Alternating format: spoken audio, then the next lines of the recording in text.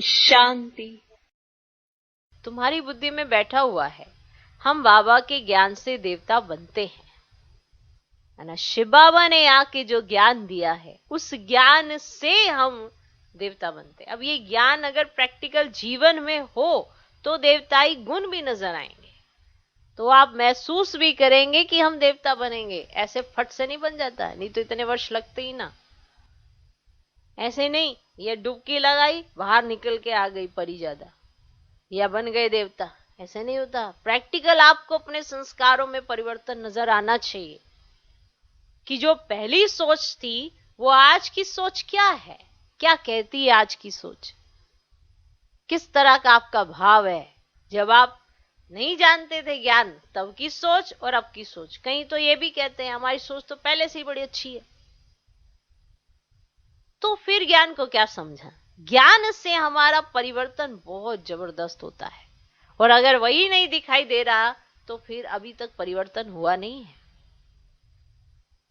ज्ञान से ही तो समझ आती है कि हमें अपने में बदलना क्या है, देवता बनना है हमने। वो तो चलो कल एक प्रैक्टिकल स्वरूप आपको दिखाई देगा, कंप्लीट स्वरूप उसे देवता कहा जाएगा, लेकिन देवताई गुण ये वहां तो नहीं नजर आएंगे, यहां नजर आएंगे। तभी तो लास्ट में सब जाके कहेंगे कि भगवान के बच्चे ये तो देवी देवता ही समान है। हाँ ये भगवान के बच्चे हैं, हाँ इनसे भगवान दिखाई पड़ता है। भगवान कोई एक एक के अंदर नहीं, भगवान के संस्कार स्वभाव सबके अंदर इमर्ज होंगे। जो इतने समय से ये पढ़ाई चल रही है वो सब प्रैक्टिकल आप अपने संस्कारों में देखेंगे, वो परिवर्तन देखेंगे। तभी तो आप भी स्वीकार करेंगे कि हाँ ये पोजीशन मेरी ठीक है। अब एग्जाम दे के आते हो तो जितने नंबर आते हैं सेटिस्फाई कौन होता है? जिसने जितना किया होता है।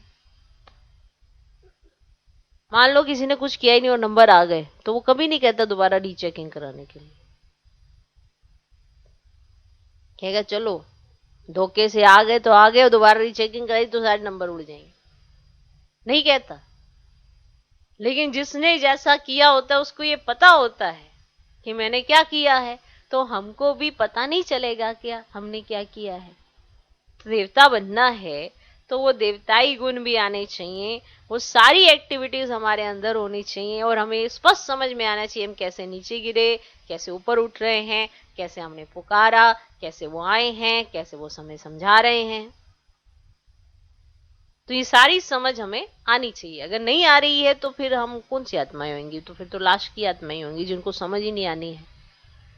आप किसी के सामने अगर जो सत्युग त्रेता जिन्होंने नहीं देखा है उनके सामने सत्युग त्रेता की बात करेंगे तो उन्हें हजम ही नहीं होगी, डाइजेस्ट उन्होंने देखा ही नहीं है। वो तो आई कलयुग में, उनके सुनने तक भी जाएगा तो उनको अरे ये तो कहानियां हैं, वो ऐसे कह के हवा में उड़ा देंगे, कल्पना समझ लेंगे, आगे बढ़ जाएंगे।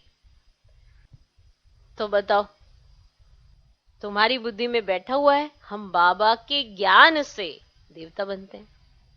ये पॉइंट समझने का है कि हम बाबा के ज्ञान से देवता बनते हैं। ओम शांति।